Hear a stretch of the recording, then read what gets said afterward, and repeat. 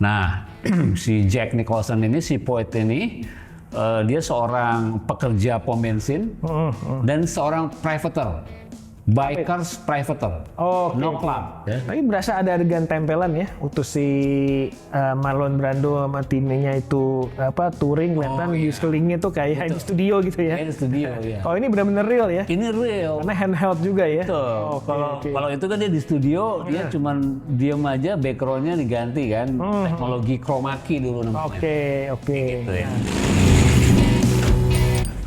Nah dari ngomongin fashion nih. Agak gatal juga dengerin soundtracknya nih, musiknya nih. Itu tuh. Itu kan lifestyle-nya biker ya. Yeah. Pakai jeans, terus motor besar gitu ya. Terus juga karakternya begitu. Tapi musiknya itu kayak musik-musik tahun 60-an ya. Iya, memang begitu. Banyak ngak-ngikok istilahnya kayak kus-plus gitu. Iya.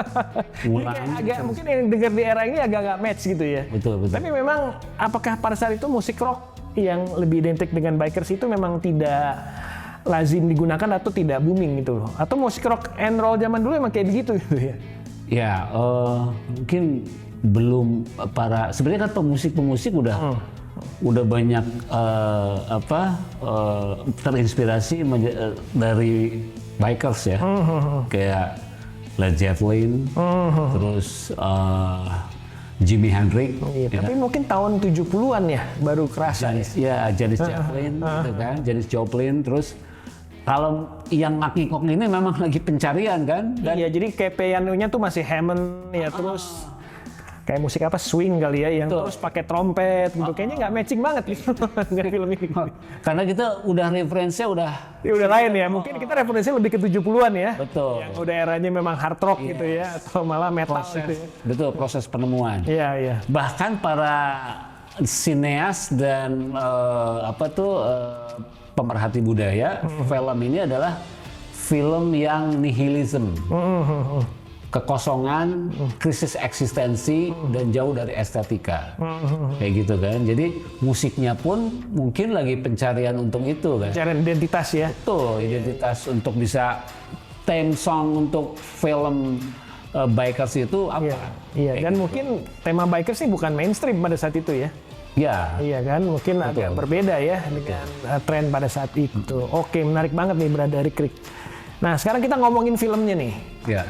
Kalau The Wild One itu kan inspired by true story dan memang katanya Hells Angels ya di California ya kejadian yang di The Wild One ya. Nah, kalau yang kejadian di Hells Angels on Wheels ini true story atau fiktif?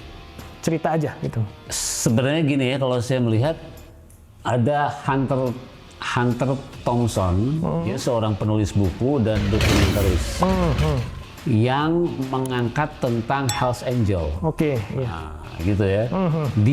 Dia dengan jujur banget menceritakan bagaimana kehidupan para angel ini. Nah, inilah sebetulnya mirroring dari kejadian realita si para angel film ini. Jadi mungkin ini fiktif tapi ini realita gitu. Maksudnya ceritanya mungkin tidak pernah terjadi tapi kira-kira mindsetnya seperti itulah gitu ya. Betul. Nah, saya baru mau bahas nih. Di film ini kan kayaknya Hells Angels tuh ya beneran brutal, ya sadis, sudah gitu kasar ya. Betul. Apakah memang realistisnya seperti itu gitu? Apalagi kalau lihat sejarahnya kan mereka dulunya adalah skuadron tempur ya.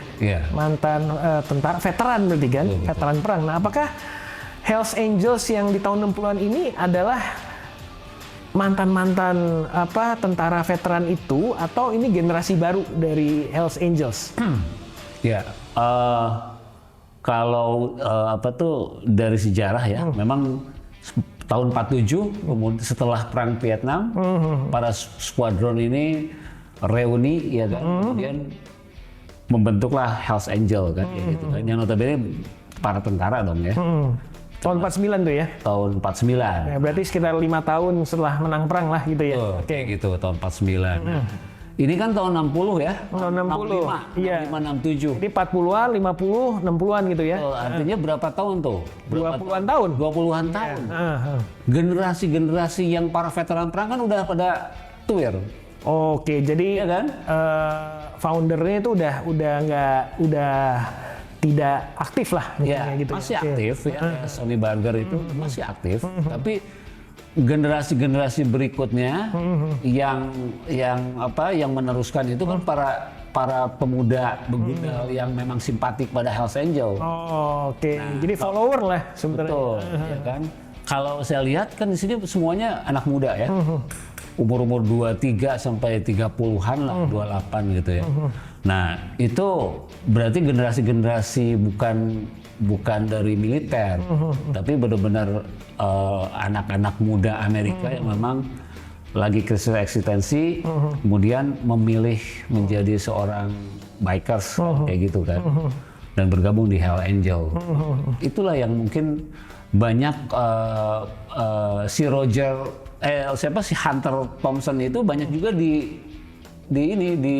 diprotes sama Angel. Oke. Karena menjelek-jelekan gitu kan. Oh iya. Bukan semua para veteran itu brengsek gitu ya. Iya. Tapi nasionalismenya itu ketika lepas perang justru dia energinya ke motor gitu kan. Iya. Ya soalnya saya ngelihat kayaknya kayak membuat satu stereotip Hells Angels ini negatif semua gitu kan. Dari awal film sampai akhir tuh Betul. negatif semua gitu kan. Tapi apa realitanya tahun 60-an memang seperti itu? Ya memang seperti itu ya. Memang seperti itu ya. Jadi si Hunter Thompson ini nggak melebih-lebihkan dong. Iya, memang Oke. dia kan dari sudut pandang seorang yang objektif sebagai wartawan ya. Iya. Dan Oh iya, memang background-nya wartawan ya. Betul. Pasti kan cukup objektif gitu ya. Nah, ini juga dilihat kalau di film ini ceritanya kan paling nggak ada 2 korban yang meninggal ya, yang mati. Ya, pertama ini jadi kayak spoiler ya, tapi nggak apa-apa lah, ini kan udah film lama banget ya. Satu yang udah pasti salah satu tokoh utamanya si kepala gengnya, dan yang kedua yang sebelumnya tuh yang sempat jadi korban itu yang si tentara, yang si pelaut itu kan, yang dibunuh oleh si Buddy itu. Si Buddy itu kan, ya, jadi dia bikin korban, dia sendiri jadi korban. Nah, ini juga menarik karena satu korban ini adalah Navy ya, tentara ya. Padahal kan Hells Angels itu awalnya sejarahnya mereka dulu ada tentara juga gitu kan. Ini hanya kebetulan aja atau memang dibuat sedemikian rupa untuk menyudutkan si Hells Angels ini? Nah itu mungkin apa ya, kalau dilihat dari film fiksinya, ini kan sebenarnya masih bisa dianggap sebagai film fiksi ya. Ya itu hanya sekedar plot aja mungkin ya. Tapi kalau dari realitinya, ya benturan-benturan seperti itu pasti terjadi. Artinya ya. Angel dengan para geng lain kan ada dilihatin tuh di beberapa bar kan. Iya. Fighting. Nah kalau ini mungkin dengan si Navy ya, yang notabene di situ sebenarnya mereka itu generasi lain sebelum ini kan setelah perang ya. Iya, setelah perang. Para tentara muda itu aja sih sebetulnya kan. Iya, dan adegan awalnya itu kan memang yang mulai si para Navy ini ya, dia ngeroyok si Poet kan. Habis itu dibales dan ternyata jadi korban karena pisaunya pun kalau nggak salah pisaunya si Navy itu ya. Betul. Jadi ya kelihatannya memang ini hanya plot dari cerita aja gitu. Betul. Oke. Betul. Nah, terus juga dari sisi message ini, kalau dari The Wild One, again kita selalu bandingin sama The Wild One ya, film pertama yang tentang bikers itu ya, itu kan freedom ya, rebel ya. Tapi ini sebenarnya udah bukan freedom rebel aja, tapi udah lifestyle ya. Kayak tadi negatif itu apa? Udah pasti minum, berantem, ya, kan sampai nimbulin korban. Free sex ya, kelihatan kan itu ya. Terus benar-benar ngomongnya kasar ya, terus kayaknya juga benar-benar tanpa aturan. Even di gengnya sendiri ternyata kan banyak hidden agendanya yang si Pot ngerasa ya, kok gini banget gitu ya. Akhirnya kan dia sempat mau mutusin juga, mendingan sendiri aja kali ya. Ternyata kan nggak sekeren, nggak sebagus yang dia pikirin ya. Betul. Walaupun emang ini geng motor gitu ya. Nah itu apakah memang 60-an itu benar-benar chaos? Jadi ada satu yang bilang pesan moralnya itu adalah freedom tanpa moral ya chaos gitu kan. Nah cuman ya tokoh utama chaosnya itu ya para Hells Angels ini gitu. Ya, ya. Apa memang sedemikian kacau itu tahun 60-an? Ya, ya dunia bikers pada tahun itu yang memang lagi geng yang lain itu kan banyak ya, beberapa ya, dan itu Hells Angel menjadi satu trendsetter ya, kayak gitu. Dan sebenarnya ada yang fenomenal lagi, Hells Angel ini ketika dijadikan pengawal untuk konser The Rolling Stone. Rolling Stone itu yang paling terkenal ya? Ya terkenal, karena memang kebrutalan dia ditakutin oleh semua orang. Betul, oke. Gitu. Sampai katanya mukulin penonton sampai meninggal juga ya? Betul. Iya kan? Nah, Itu tahun 70-an ya? Woodstock 70-an ya? ya Woodstock 69 ya awalnya. 69, oh pas di era-era itu kali ya? 60-an ya, karena The Rolling Stone lagi mulai naik ya di situ. Iya. Nah, balik lagi ke si Hells Angel, tetap mereka itu kalau kita lihat dari kacamata culture itu sebagai bagian dari budaya, gitu kan? Entah itu dari di situ misalnya clan ya kan, yang menjadi komunitas yang punya ideologi sendiri, ya kan? Dia rebel, melawan pemerintah, polisi juga dilawan, kayak gitu kan? Iya. Pesannya bisa diwakili oleh poet ya, yang akhirnya terjebak pada krisis eksistensi dari si para angel. Semuanya kan nggak ada masa depan. Iya. Dia nggak ada ideologi, ya. Terus tujuan hidup nggak ada, gitu kan? Dan itu dia berhadapan dengan kekosongan kalau dari filsafat ya, kayak gitu kan. Pas kehidupan sebetulnya kan semua begitu.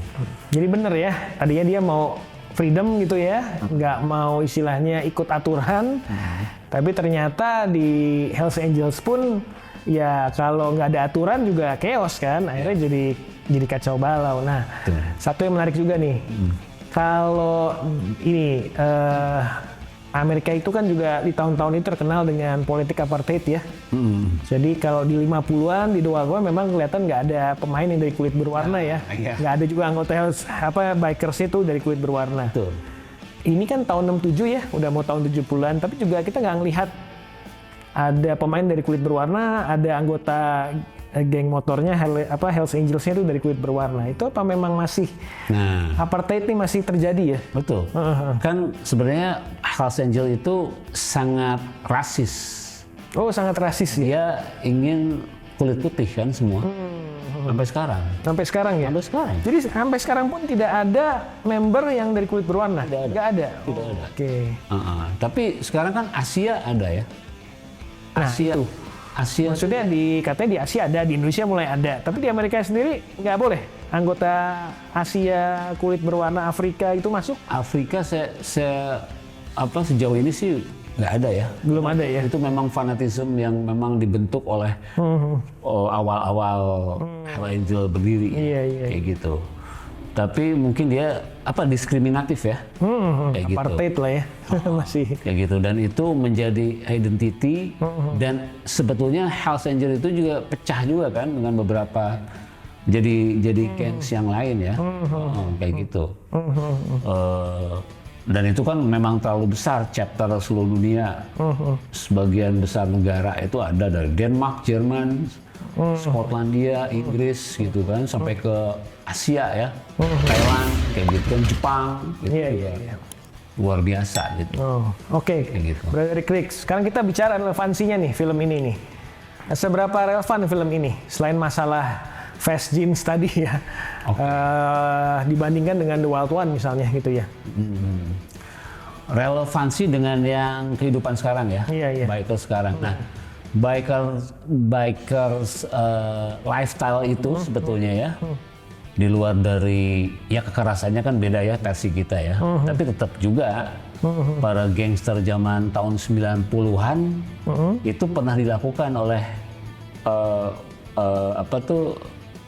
klub ya, kita nyebutnya mungkin geng motor ya.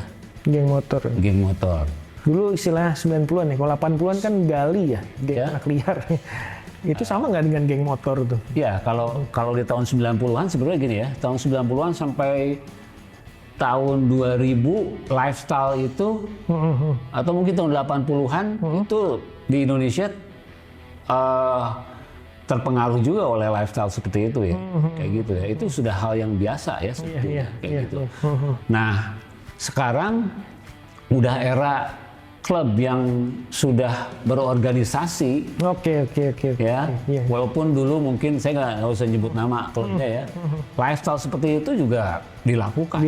Ya. Betul, karena memang auranya bikers itu seperti itu kan. Panas ya. Iya, auranya Jantan lah gitu ya. betul ya. Jadi naik motor harus minum karena memang supaya badannya juga tetap hangat gitu kan.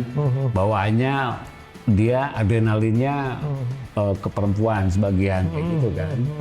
Kayak gitu. Dan itu sebenarnya sudah berantem. Ya. Berantem untuk saing-saingan antar geng gitu kan. Iya, itu kayak gitu. Dan sekarang yang sudah ada masa-masa yang sekarang udah lewat. Jadi hal yang dilakukan kayak gitu udah nggak zaman lagi. Nah, Udah nggak zaman lagi. Nah, itulah warisan yang di legacy keburukan dari si Hells Angel itu sebetulnya udah pernah dilakukan oleh semua bikers di seluruh dunia. Kayak gitu. Nah, Brother ini kan bikers juga nih, udah melewati berapa era nih, ya kan? Mungkin dari 80-an, 90-an juga udah ya. Wah, tua banget berarti. Tua banget ya, gitu. Iya. Nah, kalau sekarang nih, lebih seneng disebut geng motor atau bikers club atau klub motor gitu, anggota klub motor gitu. Kalau saya kan privater ya. Privaters ya? Seperti poet ya. Oh gitu ya. Tapi saya sudah menemukan jati diri. Oh, siap. Ya kan? Awalnya mungkin pasti semua begitu. Pencarian jati diri. Masuk klub salah, keluar klub. Ya kita sebenarnya kalau para bikers teman-teman terutama teman-teman yang saya kenal mereka menyebutkan bangga dengan klub motornya. Dan harus ada sesuatu yang jadi positif aktivitinya. Kan zaman sekarang udah semua klub motor harus ada activity, bukan hanya sekedar touring ya. Iya. Tuh, kalau touring mah motor udah gak usah dibicarakan lagi. Iya. Jadi udah paham branding, sosial ya. Jadi bisa bisnis ya. Iya. Bisa artinya tampil pun ya tetap kucel tapi harus keren gitu kan. Iya. Terus pakai apparel ya. Iya kan. Sekarang kan ya cewek-cewek masih seneng lah yang model gitu kan. Terus juga tampilan motornya pun juga nggak asal-asalan gitu kan. Betul. Terus banyak aktivitas sosial ya, seperti yang kemarin juga kita pernah bikinin podcastnya gitu ya. Jadi sekarang harusnya lebih improve ya. Betul. Lebih istilahnya lebih tidak kasar, tidak brutal, tidak kejam. Tapi berapa tahun terakhir ini sebenarnya fenomena ini kayaknya masih terpelihara ya. Bahwa geng motor itu ya sama lah, ospeknya harus begitu ya, harus kesannya harus melukai orang lain, kemudian juga harus tawuran, harus beraninya itu digambarkan dengan ya itu tadi ya, berkonflik dan sebagainya. Atau memang masih ada upaya-upaya mungkin dari generasi sebelumnya membuat ini jadi kayak menjaga supaya klasik seperti yang digambarkan di Hells Angels on Wheels ini gitu. Seperti itukah yang terjadi gitu? Ya, kalau yang tua-tua ya ibaratnya yang maksudnya yang para senior yang udah mengalami era-era 90-an sampai tahun 2000 itu udah pembicaraan yang ibaratnya pembicaraan orang tua terhadap anaknya. Yaitu notabene di situ generasi muda bikers yang baru masuk ya. Kayak gitu udah gak usah lah. Zaman itu udah gak zaman lagi lah yang berantem atau hal yang negatif ya. Kalau untuk misalnya tradisi minum, itu kan hanya untuk balik lagi ya, penghangat aja gitu. Tapi keributan segala macam udah lewat. Ya kan. Terutama mungkin di beberapa klub ya. Sekarang kan udah geng motor disebutnya sekarang udah jadi klub, motorcycle club, motorcycle club bikers club ya gitu. Menjadi ormas. Kayak gitu. Mereka pride dengan itu dan semuanya terprogram, ada membernya, kayak gitu kan. Dan culture itu walaupun masih ada hanya sebagai lifestyle, bukan kriminal lagi. Oke. Udah malu. Iya. Udah lewat masanya. Udah lewat masanya ya. Nah, last but not least nih.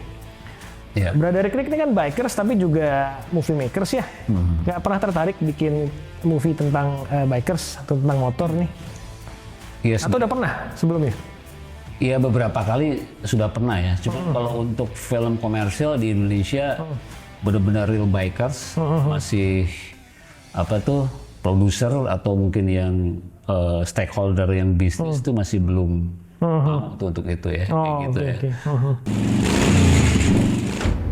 Bro and sis, demikianlah bincang-bincang kita yang menarik kali ini seputar tentang movie Hells Angels on Wheels ya.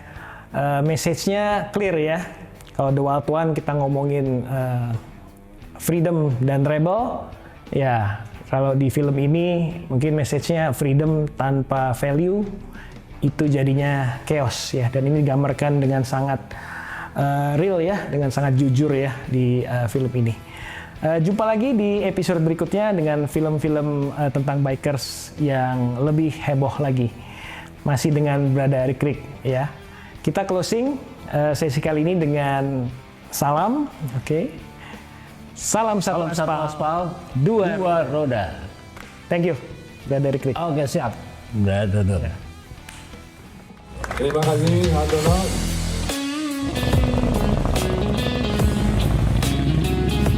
Oh ya, tunggu dulu, aku lupa. Sebelum kita masuk, saya mau kenalin nih ke Brancis sama baju yang saya pakai. Baju